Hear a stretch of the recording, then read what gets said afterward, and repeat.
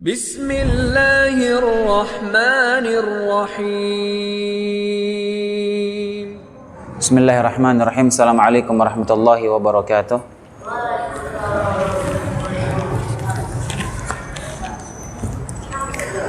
Innal hamdalillah nahmaduhu wa nasta'inuhu wa nastaghfiruh wa na'udzu billahi min shururi anfusina wa sayyiati a'malina. Man yahdihillahu fala mudilla lahu wa man yudlil fala hadiya lahu. Asyhadu an la ilaha illallah wahdahu la syarika lah wa asyhadu anna Muhammadan abduhu wa rasuluh.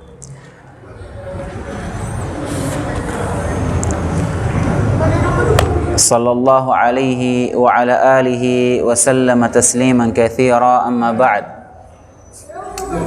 Alhamdulillah, segala puji bagi Allah Subhanahu wa taala. Di malam hari ini kita diberikan kesempatan untuk melaksanakan sholat maghrib berjamaah dan kita melanjutkan pelajaran kita. Salawat serta salam semoga senantiasa tercurahkan kepada Nabi Muhammad SAW beserta seluruh keluarga beliau, sahabat beliau, dan yang mengikuti beliau ila yaumil qiyamah. Pada pertemuan terakhir sebelum Ramadan, kita sampai ke pembahasan tentang pembagian tauhid. Dan kita masih di pembahasan rukun yang pertama. Dari serial kajian rukun iman, kita masih membahas rukun yang pertama. Insya Allah tersisa 2 kajian lagi jika cukup waktunya. Sekarang sama pertemuan sekali lagi, baru kita masuk ke rukun yang kedua, yaitu iman kepada malaikat. Tentunya tujuan kita mempelajari, mendalami tentang rukun iman ini karena rukun iman yang 6 ini merupakan akar pondasi dari keimanan seorang muslim. Kita pelajari ini rukun iman secara mendalam, secara detail, semakin kuat, semakin kokoh akarnya, tentunya batang dan buah dari keimanan kita akan semakin bagus, semakin lebat. Semakin kuat akarnya, maka buahnya semakin bagus, amalan kita semakin bagus, derajat kita di akhirat, di surga kelak juga akan semakin bagus. Karena kita mempelajari ini agar kuat keilmuan kita tentang dasar-dasar rukun iman yang 6 ini. Dan kita sekarang ini enggak kedengaran jelas ke dalam. oh ya, Fadil sedih. ya fadhal.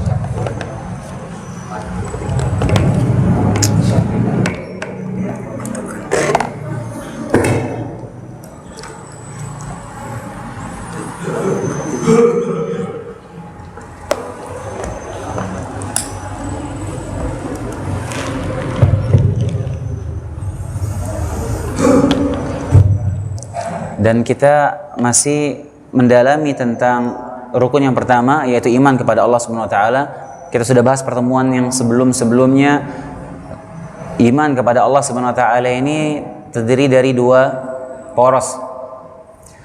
Ada 2 landasan. Yang pertama, kita mengimani adanya Allah Subhanahu wa taala. Kita sudah sebutkan dalil-dalilnya.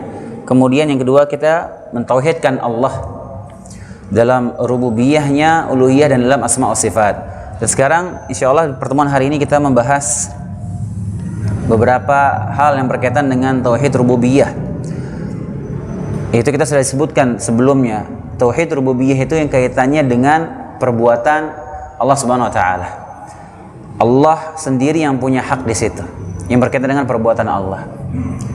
Itu rububiyah. Adapun uluhiyah itu bahasa gampangnya tauhid ibadah, yang berkaitan dengan ibadah kita sebagai hamba. Rububiyah kaitannya dengan Allah Subhanahu wa taala, perbuatan Allah Subhanahu wa taala.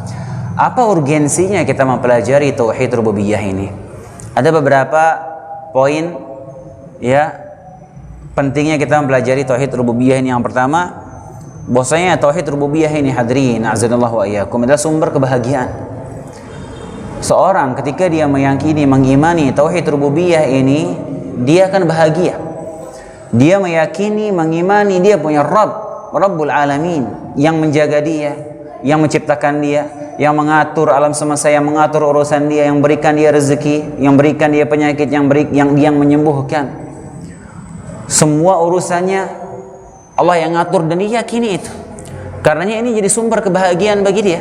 Ketika dia kuat keimanannya dalam tauhid rububiyah ini, dia orang bahagia.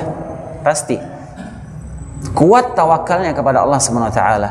Sebaliknya kalau orang yang dia mengingkari, tidak mengimani tauhid rububiyah ini, dia orang yang gelisah, nggak tenang, orang ateis misalnya.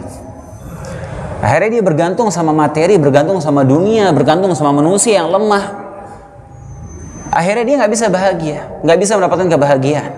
Itu yang pertama. Kemudian yang kedua, urgensinya kita mempelajari tauhid rububiyah ini, hadirin. Bahwasanya tauhid rububiyah ini perhatikan di sini. Tauhid rububiyah ini merupakan landasan dari tauhid uluhiyah. Kenapa kita harus mempelajari tauhid rububiyah? Karena ini landasan dari tauhid uluhiyah, tauhid ibadah. Kebanyakan orang dia terjerumus ke dalam kesyirikan, dalam uluhiyah, dalam ibadahnya dia berbuat syirik. Kebanyakan sebabnya karena blunder dia dalam tauhid rububiyah. Kenapa dia berbuat kesyirikan dalam uluhiyah? Karena kesalahan dia dalam tauhid rububiyahnya. Karena ini landasannya. Contoh sederhana misalnya, kenapa ada orang dia kok menyembelih kepada selain Allah? Ada orang menyembelih kepada jin. Ada orang dia menyerahkan sesajen kepada penunggu laut, penunggu gunung misalnya. Dia berbuat syirik, itu kesyirikan. Itu kesyirikan dalam tauhid uluhiyah, dalam ibadah. Yang seharusnya dia menyembelih itu diserahkan kepada Allah. Kenapa dia berbuat syirik dalam uluhiyah? Karena ada kecacatan dalam rububiyahnya. Dia tidak mungkin menyembelih kepada jin kecuali dia ada keyakinan dalam hatinya dia jin itu bisa mengatur sesuatu. Kenapa dia menyembelih kepada jin penunggu laut selatan? Karena dia meyakini jin itu mampu mengatur laut selatan. Padahal hanya Allah lah yang mampu mengatur alam semesta ini. Itu rububiyah. Itu contoh sederhananya. Kemudian urgensi yang ketiga, kita mempelajari rububiyah ini karena di zaman sekarang ini banyak orang yang semakin tersibukkan sama dunia, sibuk sama urusan dunia di zaman sekarang ini, sehingga dia banyak yang melupakan Allah Subhanahu wa taala. Karena sibuknya dia dengan dunianya, dia semakin bertawakal kepada materi. Semakin dilupa sama Allah Subhanahu wa taala. Yang dipikirkan hanya mencari uang, mencari harta, mencari dunia, mengumpulkan dunia sebanyak-banyaknya, sibuk dia, jauh dia dari Allah Subhanahu wa taala. Jauh dia dari tawakal kepada Allah Subhanahu wa taala. Karenanya pentingnya kita mempelajari ini, kita sampaikan kepada umat agar mempelajari tauhid rububiyah ini agar semakin dekat dia terikat dia dengan Allah Subhanahu wa taala. Kemudian di antara urgensinya kita mempelajari tauhid rububiyah ini, hadirin azinallahu wa iyyakum, di zaman sekarang ini gencar sekali orang yang mendakwahkan ateisme. Bahkan di zaman sekarang ini nggak tanggung-tanggung orang di zaman sosial media sekarang ini, kita lihat beberapa kali nggak tanggung-tanggung mereka terang-terangan mereka mengakui kalau mereka ini orang dia ateis, dia percaya Tuhan. Orang Indonesia bahkan dia public figure, dan ini bahaya. Jika dibiarkan pemikiran ini zaman sekarang ini, gampang sekali orang menyebarkan syubhat pemikirannya di sosial media. Orang bisa melihat video siapa aja dia bisa lihat, dia bisa membaca tulisan siapa aja dia bisa dapat kapan saja tulisan-tulisan syubhat-syubhat ateis terlintas masuk ke otaknya, dia bisa murtad. Syubhat itu ketika masuk ke kepala orang, dia bisa diangkat hidayah oleh Allah Subhanahu wa taala. Wa'iyadzubillah. Ini mengerikan. Karena di zaman sekarang ini penting kita terus mengajarkan. Ini bukan perkara, sebagian orang menganggap belajar tauhid ini sudah usang, sudah kuno. Pelajari tauhid, padahal ini salah. Ini pondasi, ini yang menyelamatkan kita di akhirat nanti. Ini kunci surga. Kemudian Nabi SAW bersabda, ya, ketika kita bahas tadi zaman sekarang ini fitnah tuh cepat sekali datang, menyambar-nyambar. Orang bisa kena syubhat ateis dalam hitungan menit. setan masuk ketika dia membaca itu, melihat video itu. Karena Nabi SAW bersabda, badiru bil a'mali fitanan ka qita'il laili mudlim. Segeralah melakukan amalan sebelum datangnya fitnah seperti potongan gelapnya malam. Yusbihu rajulu mu'minan wa yumsi kafiran. Seorang mukmin paginya dia mukmin, sorenya dia bisa jadi kafir. Au yumsi mu'minan wa yusbihu kafiran, atau sorenya dia muslim, paginya dia jadi kafir. Yabi'u dinahu bi'aradin minad dunya, dia menjual agamanya demi sepenggal dunia. Karena kita menguatkan keimanan kita, pelajari tauhid. Kemudian hadirin rahimani wa rahimakumullah, apa definisi dari rububiyah itu? Rububiyah, tauhid rububiyah ini asal katanya dari rabba yurabbi tarbiyah. Dari kata rabba yurabbi tarbiyah dalam bahasa Arab artinya pemeliharaan, penciptaan dan pengayoman, itu secara bahasa. Karena simpelnya kita definisikan rububiyah ini yaitu kita mentauhidkan Allah, mengesakan Allah dalam perbuatan-perbuatan yang merupakan kekhususan Allah Subhanahu wa taala. Hanya Allah lah yang menciptakan, hanya Allah yang beri rezeki, hanya Allah yang mengatur alam semesta, dan semuanya akan kita bahas insyaallah rinciannya jika mencukupi waktu di hari ini insyaallah taala. Jadi supaya gampang diingat ya, kalau rububiyah itu dia kaitannya dengan perbuatan Allah Subhanahu wa taala, kalau uluhiyah itu berkaitan dengan perbuatan kita sebagai hamba. Ibadah kita harus kita serahkan kepada Allah Subhanahu wa taala. Itu uluhiyah atau disebut juga dengan tauhid ibadah. Kalau rububiyah ini hak Allah, perbuatan Allah Subhanahu wa taala kita esakan. Enggak ada campur tangan makhluk dalam perbuatan-perbuatan Allah tersebut.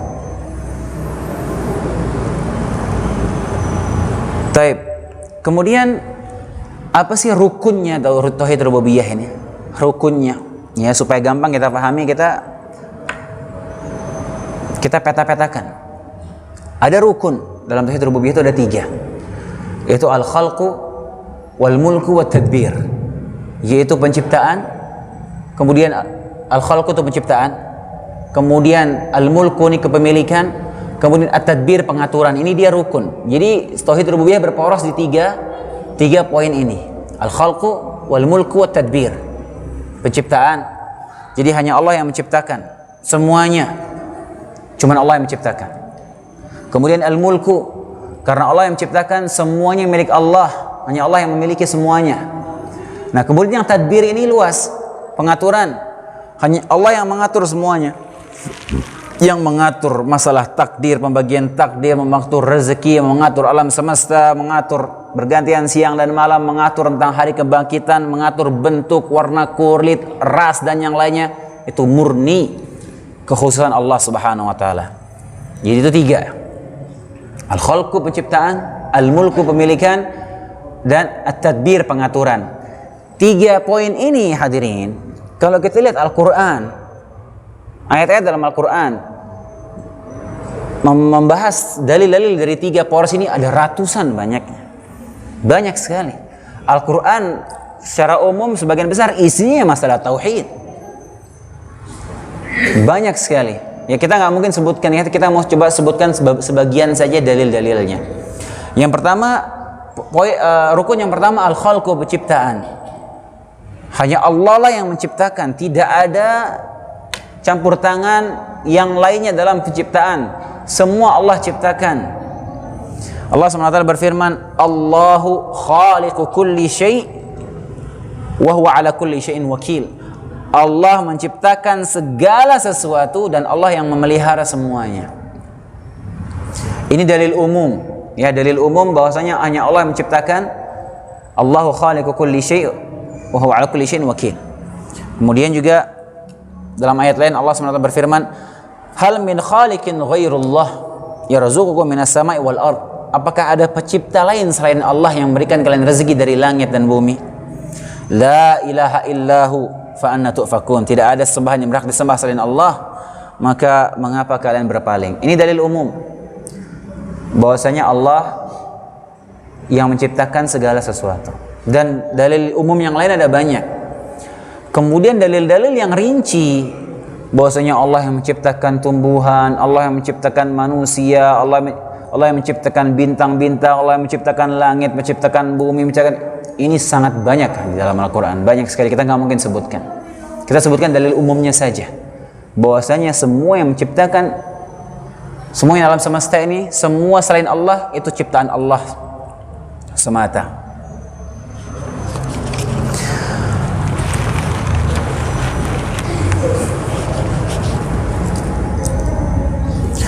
Kemudian hadirin azanallahu wa iyyakum, rukun yang kedua al-mulku, kepemilikan. Dalil umumnya Allah SWT berfirman, Tabarakalladzi biyadihil mulk wa huwa ala kulli syai'in qadir. Maha suci Allah yang di tangannya lah segala kerajaan, kepemilikan, dan dia Allah SWT berkuasa atas segala sesuatu. Ini dalil umum. Allah yang memiliki kerajaan, Allah yang memiliki semuanya. Di bawah kekuasaan Allah SWT semuanya. Kemudian dalam ayat lain Allah SWT berfirman, walillahi mulkus samawati wal ard wa ma bainahuma.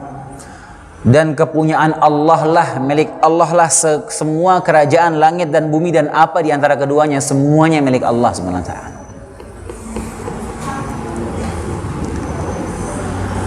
Dan dalil spesifiknya juga ada banyak, ratusan dalam Al-Quran, banyak sekali. Kita persingkat saja. Kemudian rukun yang ketiga, tadbir, pengaturan. Rukun tauhid rububiyah yang ketiga yaitu pengaturan. Tadbir ini terdiri dari 3 poin utama, hadirin. Ya, pengaturan terdiri dari 3 poin. Yang pertama, taisir nizamil kaun, menjalankan aturan alam semesta. Ini murni hanya Allah yang melakukannya. Kemudian poin yang kedua, al-qadar fi qismatil arzaq wal a'mar wal ahyaat wa nahwi dzalik. Menetapkan, membagi umur, rezeki, kondisi, bentuk, rupa, ras, bahasa, itu murni hanya Allah yang mengaturnya. Poin yang ketiga, al-ba'ts wan nusyur, yaitu hari kebangkitan. Ini 3 poin. Hanya Allah lah yang mengatur ketiga hal di atas. Tidak ada campur tangan makhluk. Dan ini harus kita esakan Allah dalam hal ini. Gak boleh kita meyakini ada yang mengatur selain Allah Subhanahu wa ta'ala. Dalilnya apa? Bahwasanya Allah lah yang menjalankan alam semesta ini. Ini juga sangat banyak dalam Al-Quran. Di antaranya Allah berfirman, Inna fi khalqis samawati wal ard wa ikhtilafil laili wan nahari la ayatin li ulil albab. Sungguhnya pada penciptaan langit dan bumi dan pergantian siang dan malam ada tanda-tanda bagi orang yang bercerdas, bagi orang yang berfikir. Kemudian dalam ayat lain Allah SWT berfirman, khalaqas samawati wal arda bil haqq yukawwirul laila 'ala an-nahar wa yukawwirun nahara 'ala al-lail wa sakhkhara asy-syamsa wal qamar kullun yajri li ajli musamma ala huwal azizul ghaffar. Allah menciptakan langit dan bumi dengan tujuan yang benar. Dia yang menutup malam di atas siang, menutup siang di atas malam, dan menundukkan matahari dan bulan masing-masing berjalan menurut waktu yang ditentukan. Dialah Allah yang maha perkasa lagi maha pengampun. Kemudian dalam surat Yasin, lasyamsu yanbaghi laha an tudrikal qamar walal lailu sabiqan nahar kullun fi falakin yasbahun. Tidak mungkin matahari mendahului bulan, mendapatkan bulan, malam tidak akan mendahului siang, semua beredar pada garis edarnya, semua Allah yang mengatur. Dan ayat-ayat yang lain sangat banyak menjelaskan tentang ini. Jadi kalau ada orang yang dia percaya ada yang mengatur alam semesta ini selain Allah Subhanahu wa ta'ala, maka rusak tauhid rububiyahnya. Betapa banyak di negeri kita ini orang yang percaya jin penunggu gunung, dia ngatur gunung itu. Dia ngatur gunung ini kapan meletusnya, kapan enggak. Sehingga apa? Sehingga mereka menyerahkan sesajen untuk jin penunggu gunung. Ini kesyirikan dalam tauhid rububiyah. Betapa banyak di negeri kita ini yang percaya bahwasanya Nyi Roro Kidul itu dia bisa mengatur pantai selatan. Sehingga apa? Dia nyembelih sapi, dia serahkan gitu. Pertama dia rusak tauhid rububiyahnya dengan meyakini si Nyi Roro Kidul yang khayalan itu, jin yang khayalan, yang dongeng legenda yang tidak ada kebenarannya itu dia yakini mengatur laut selatan. Ini sudah kesyirikan dalam rububiyah. Apa dampak dari kesyirikan rububiyah itu? Berbuat lagi kesyirikan dalam uluhiyah. Apa? Mereka nyembelih untuk si jin ini. Terjerumus lagi dalam kesyirikan yang lain dalam uluhiyah. Karena ini perlu didakwahkan, sampaikan kepada umat. Segitu banyaknya ayat dalam Al-Quran tidak ditadaburi, tidak difahami, tidak dibaca.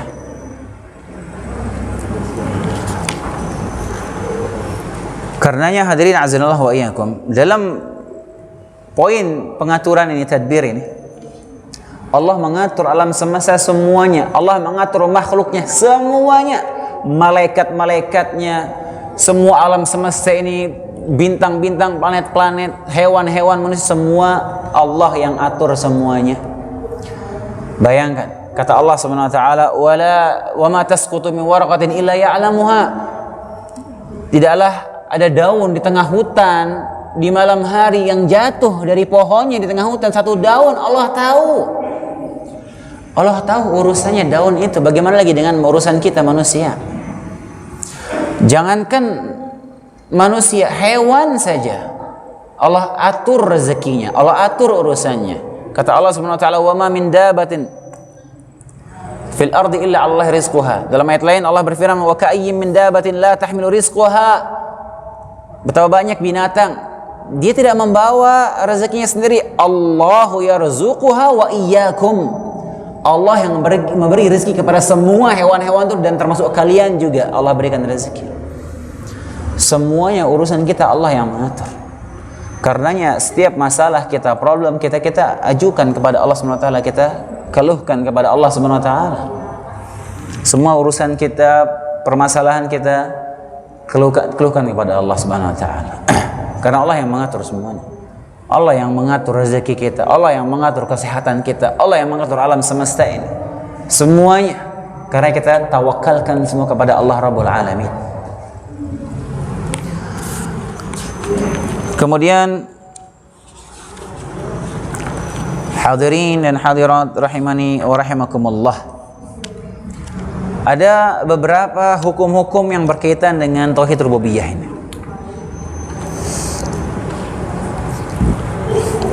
Yang pertama tadi, tadi kita sudah sebutkan bahwasanya hukum yang pertama yang berkaitan dengan tauhid rububiyah ini, kita wajib menghesahkan Allah, mentauhidkan Allah dalam al-khalqu wal mulku wa tadbir tadi, dalam penciptaan, kepemilikan dan pengaturan. Dalilnya terlalu banyak ya.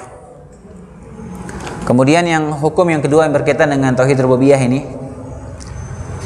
bahwasanya Allah menciptakan apa saja yang Allah kehendaki dengan hikmahnya. Jangan kita bertanya-tanya, jangan kita protes, karena Allah fa'alun lima yurid. Allah maha melakukan apa yang Allah inginkan, apa yang Allah kehendaki, terserah Allah. Allah mau menciptakan apa saja, terserah Allah.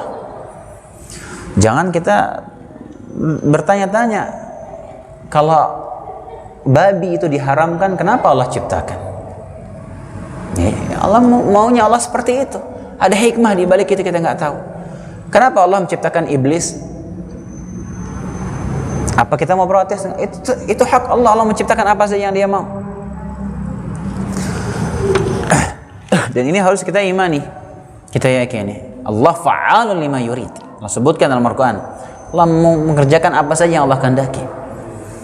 La tas'alu amma yaf'alun, la tas'alu amma yaf'aluhum yus'alun. Jangan ditanya apa yang Allah kerjakan, kalian yang akan ditanya oleh Allah nanti. Kemudian yang ketiga, hukum yang berkaitan dengan rububiyah ini, tauhid rububiyah berkonsekuensi kepada tauhid uluhiyah. Konsekuensinya kita mengimani tauhid rububiyah, kita mentauhidkan Allah dalam uluhiyah. Karena Allah yang menciptakan kita, kita mengimani rububiyah, kita meyakini Allah yang menciptakan kita, Allah yang memberikan rezeki kepada kita, Allah yang mengatur semua urusan kita, kita imani itu rububiyahnya. Konsekuensinya apa? Kita hanya boleh beribadah kepada Allah Subhanahu wa taala, tidak boleh berbuat syirik. Ini konsekuensinya. Allah menciptakan kita, makanya kita hanya boleh beribadah menyembah Allah saja. Kalau seandainya ada yang lain yang menciptakan kita selain Allah, maka mungkin dia berhak disembah juga bersama dengan Allah. Tapi hanya Allah yang menciptakan. Hanya Allah yang beri rezeki. Karenanya hanya kepada Allah kita beribadah. Ibnu Mas'ud radhiyallahu anhu pernah bertanya kepada Nabi SAW, "Ya Rasulullah, ayyud dzambi a'zam?" Wahai Rasulullah, dosa apa yang paling besar? Kata Rasulullah SAW, "An taj'ala lillahi niddan wa huwa khalaqaka." Dosa yang paling besar itu engkau berbuat syirik kepada Allah sementara kau tahu Allah yang menciptakan kamu. Kemudian hukum yang keempat berkaitan dengan rububiyah ini, bahwasanya tauhid rububiyah ini merupakan konsekuensi dari tauhid asma wa sifat. Ya, karena kita mengimani sifat-sifat Allah dan nama-nama Allah yang maha sempurna, nggak ada yang setara dengannya, maka perbuatan-perbuatan Allah juga sempurna. Semua yang Allah lakukan sempurna. Ini konsekuensinya. Kemudian yang kelima, ya, yang kita imani, kita yakini juga bahwasanya Allah menciptakan semuanya dari tidak ada menjadi ada. Sebelumnya nggak ada semua selain Allah, Allah ciptakan semuanya. Allah SWT sebutkan dalam surat Insan, hal ata 'alal insani hinun minad dahri lam yakun syai'an madhkura. Ya, bukankah telah datang atas manusia waktu, suatu masa, sedangkan kalian belum diciptakan, merupakan sesuatu yang belum disebut. Kemudian hukum yang berkaitan dengan tauhid rububiyah ini, yang terakhir adalah semua yang ada selain Allah adalah ciptaan Allah. Semuanya, ya. Semua selain Allah adalah makhluk. Allah yang ciptakan semuanya. Termasuk perbuatan kita. Penjelasannya, rinciannya nanti mungkin kita bahas pada saat kita bahas tentang takdir, insyaallah taala. Kemudian hadirin azanallahu wa iyyakum, tauhid rububiyah ini diimani oleh orang-orang musyrikin, orang jahiliyah, kaum musyrikin Mekah. Pada waktu Nabi Muhammad SAW diutus mendakwahkan mereka mengimani tauhid rububiyah ini. Mereka mengimani, tapi mereka berbuat syirik dalam uluhiyah. Abu Jahal, Abu Lahab, dan kaum musyrikin yang lainnya, mereka mengimani tauhid rububiyah. Mereka yakin Allah yang menciptakan alam semesta ini, yang mengatur alam semesta. Mereka yakin. Dalilnya apa? Banyak sekali dalil dalam Al-Quran. Banyak dalilnya dalam ayat Al-Quran Allah sebutkan. Di antaranya firman Allah, "Qul man yarzuqukum minas sama'i wal ard, amman yamliku as-sam'a wal absar, wa man yukhrijul hayya minal mayyit, wa man yukhrijul mayyita minal hayy, wa man yudabbirul amr." Katakanlah, Nabi Muhammad suruh tanya, siapa? Tanyain kepada mereka, siapa yang beri rezeki kepada kalian dari langit? Siapa yang menciptakan pendengaran dan penglihatan? Siapa yang mengeluarkan, menghidupkan yang mati dari yang hidup dari yang mati? Siapa yang mengatur alam semesta ini? Umayyidabirul amr. Siapa yang mengatur alam semesta? Fasayaqulunna Allah. Mereka akan berkata, Allah lah yang melakukan semua itu. Mereka imani. Dalam ayat lain Allah berfirman, "Qul limanil ard wa man fiha in kuntum ta'lamun fasayaquluna lillah." Katakanlah, tanyakan kepada mereka, wahai Muhammad, milik siapa bumi ini dan isinya? Jika kalian mengetahui, mereka akan mengatakan milik Allah. Dalam ayat lain, "Wala in sa'altahum man khalaqas samawati wal ard." Jika kau bertanya kepada mereka orang musyrikin Mekah, siapa yang menciptakan langit dan bumi, wasakhkhara syamsa wal qamar, mengatur matahari dan bulan, la yaquluna Allah. Mereka akan berkata Allah lah yang melakukan semua itu. Dalam ayat lain Allah berfirman, "Wala in sa'altahum man nazzala minas sama'i ma' fa ahya bihil arda ba'da mautiha la yaquluna Allah." Kalau kamu tanya kepada mereka orang musyrikin Mekah, wahai Muhammad, siapa yang menurunkan air dari langit yang menghidupkan bumi ini? Mereka akan berkata Allah. Perhatikan ayat ini hadirin. Orang musyrikin Mekah sana yang dicap kafir oleh Allah, yang mereka masuk neraka, yang berperang sama Nabi Muhammad SAW. Abu Jahal, kurang jahat apa manusia yang satu ini? Abu Lahab, dan konco-konconya mereka meyakini Allah yang menurunkan air dari langit, yang menumbuhkan bumi ini. Tapi di zaman sekarang hadirin, mereka sholat bilang la ilaha illallah setiap hari, baca la ilaha illallah, sholat setiap hari, tapi dia percaya ada yang ngatur hujan selain Allah, percaya sama pawang hujan. Ajib. Syuf, Allah sebutkan orang musyrikin Mekah itu dia yakin Allah yang menurunkan hujan dari langit. Tapi zaman sekarang KTP-nya Islam, tapi percaya sama pawang hujan, percaya sama orang ngakunya dia punya remote langit katanya. La haula wala quwwata illa billah. Astaghfirullahalazim. Ini menyedihkan hadirin. Dan dikasih panggung lagi di negeri kita ini. Diundang sana sini, masuk TV, mukanya muncul terus di TV. Viral. La haula wala quwwata illa billah. Ini bukti masih kurangnya akidah ini di negara kita ini. Menyedihkan. Dan ayat tentang ini banyak sekali, yaitu ayat Al-Quran menunjukkan bahwasanya orang musyrikin Mekah itu beriman kepada rububiyah ini, dalilnya banyak. Ya, di antaranya juga kalau mereka terdesak, mereka berdoa kepada Allah Subhanahu wa taala. Kata Allah Subhanahu wa taala, "Fa idza raqibu fil fulki da'u Allah mukhlishina lahuddin, falamma najjahum minal barri idahum yusyrikun." Ketika mereka naik kapal di laut terombang-ambing karena badai, mereka ketakutan, mereka berdoa langsung kepada Allah. Diselamatkan ke darat, mereka berbuat syirik lagi. Itu kerjaannya orang-orang Arab jahiliyah dan orang musyrikin Makkah. Mereka beriman kepada Allah, beriman kepada tauhid rububiyah ini. Tapi kenapa mereka dicap kafir? Kenapa diperangi sama Nabi? Karena mereka berbuat syirik dalam uluhiyah. Mereka beribadah kepada selain Allah. Kebiasaan mereka nyembah berhala, kebiasaan mereka berdoa kepada berhala, nyembelih kepada berhala, dan yang lainnya. Bahkan mereka haji hadirin. Orang musyrikin jahiliyah dulu tuh ada nggak haji mereka? Ada. Haji mereka ada talbiyah labbaik Allahumma labbaik, tapi talbiyahnya ada pemujaan kepada berhala. Haji mereka masih tercampur dengan kesyirikan karena haji ini sudah ada dari zaman Nabi Ibrahim alaihissalam. Bahkan mereka haji kepada siapa? Mereka haji untuk siapa? Mereka haji untuk Allah. Tapi mereka campur dengan kesyirikan. Seperti itu. Jadi jangan kira orang-orang musyrikin dulu itu tidak mengenal Allah. Nama mereka, sebagian mereka namanya Abdullah. Sebagian mereka nama mereka Abdullah, Abdurrahman, hamba Allah. Mereka mengenal Allah. Masih ada bekas-bekas sisa-sisa ajaran Nabi Ibrahim tuh di mereka tuh melekat sekali. Hanya saja mereka rusak dengan perbuatan syirik dalam uluhiyah.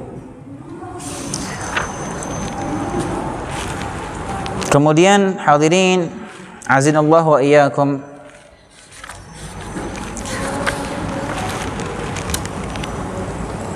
berikutnya ada penyimpangan dalam tauhid rububiyah.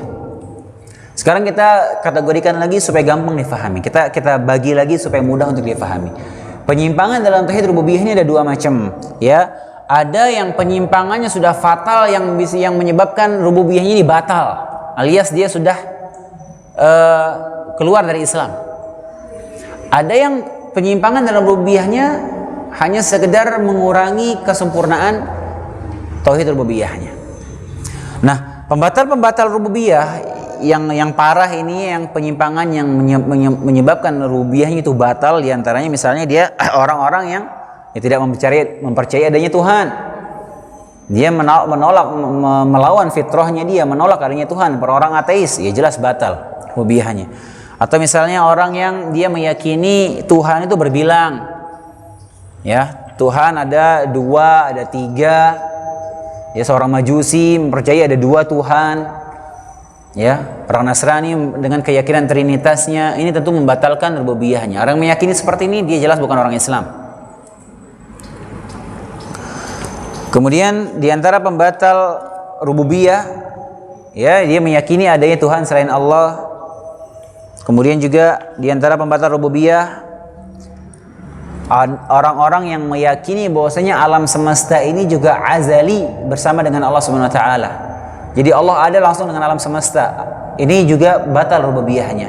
Ini kepercayaan sebagian orang-orang falasifah, orang filsafat dari zaman dulu. Karenanya Al-Imam Ghazali rahimahullah taala mengkafirkan falasifah, ahli filsuf yang dia bantah dalam kitabnya Tahafutul Falasifah, dia bantah, dia kafirkan falasifah karena 3 poin. Karena 3 poin. Yang pertama, orang falasifah itu meyakini bahwasanya alam semesta ini azali bersama dengan Allah Subhanahu wa taala.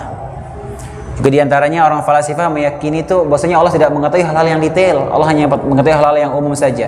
Karena dikafirkan oleh Imam Ghazali rahimahullah taala. Kemudian yang termasuk membatal rububiyah jika orang meyakini adanya yang mengatur alam semesta ini selain Allah Subhanahu wa taala. Ya, batal rububiyahnya. Ini bukan perkara ringan, hadirin. Ini bukan perkara ringan. Jangan ketika kita sampaikan ini terus ada yang bilang, oh ini kan ada ini tradisi. Lah, tradisi harus difilter dengan syariat. Tradisi kesyirikan harus dihapus. Ketradisinya tidak bertentangan dengan syariat, nggak apa-apa, lanjutkan tradisi. Kemudian di antara pembatal rububiyah, orang meyakini keyakinan bahwasanya bintang-bintang, planet-planet ini pergerakannya mempengaruhi kejadian di alam semesta ini. Adapun hal-hal yang merusak kemurnian rububiyah, dia tidak membatalkan rububiyah, tapi hanya membuat rububiyahnya cacat. Nggak sampai batal rububiyahnya. Di antaranya, ya ini juga banyak ya, hati-hati masalah bersumpah dengan selain nama Allah Subhanahu wa taala. Nggak boleh. Bersumpah hanya boleh dengan nama Allah. Bahkan kalau bersumpah pakai nama Nabi Rasulullah SAW boleh nggak? Nggak boleh. Nggak boleh. Itu termasuk syirik kecil. Banyak orang yang bilang demi Allah, demi Rasulullah, dia bilang nggak boleh. Hanya boleh mengucapkan demi Allah saja. Kata Nabi SAW, man halafa bi ghairillah faqad kafara au asyraka. Barang siapa yang bersumpah dengan nama selain Allah, maka dia telah berbuat syirik atau berbuat kekufuran. Kedua, ya yang merusak kesempurnaan rububiyahnya, yaitu dia menyandarkan nikmat kepada selain Allah. Ketika dia menyandarkan nikmat kepada selain Allah SWT, ini cacat rububiyahnya. Misalnya orang bilang, misalnya dia rumahnya kerampokan, habis itu ditolong sama polisi misalnya, terus dia mengucapkan, kalau bukan karena polisi mungkin saya sudah dirampok misalnya. Kenapa dia gak sebut nama Allah Subhanahu wa taala di situ? Bukankah Allah yang menyelamatkan dia melalui sebab polisi? Dia sandarkan nikmat kepada polisi itu. Maka ini mengurangi kesempurnaan rububiyahnya. Atau misalnya, kalau bukan karena keahlian nakoda kapal ini mungkin kita sudah tenggelam misalnya. Ini ucapan-ucapan seperti ini, dia menyandarkan nikmat kepada selain Allah Subhanahu wa taala, ini merusak kesempurnaan tauhid rububiyahnya. Kemudian di antara yang merusak kesempurnaan rububiyah yaitu menyandarkan kenikmatan kepada Allah dan juga kepada makhluk, disetarakan. Kalau yang tadi itu dia murni disandarkan kepada makhluk. Kalau ini dia setarakan. Misalnya orang bilang, ini juga banyak, kalau bukan karena Allah dan kamu, nah ini nggak boleh. Ada kata dan di situ, soalnya dia menyandarkan, menyamakan antara kenikmatan dari Allah dan dari makhluk. Ini nggak boleh. Azan ya. Kemudian juga diantara merusak kesempurnaan, ya protes kepada takdir Allah dengan mengatakan seandainya. Jadi mau saya seandainya aku lakukan begini mungkin akan begini, kalau seandainya begini akan begini, juga nggak boleh ya, merusak kesempurnaan rububiyahnya. Wallahu taala alam.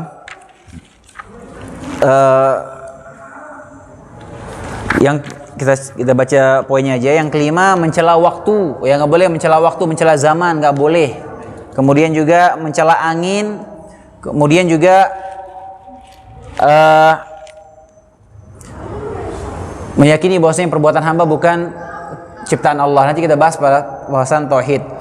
Aqulu qouli hadza subhanakallahumma bihamdika asyhadu an la ilaha illa anta astaghfiruka wa atubu ilaik. Assalamualaikum warahmatullahi wabarakatuh.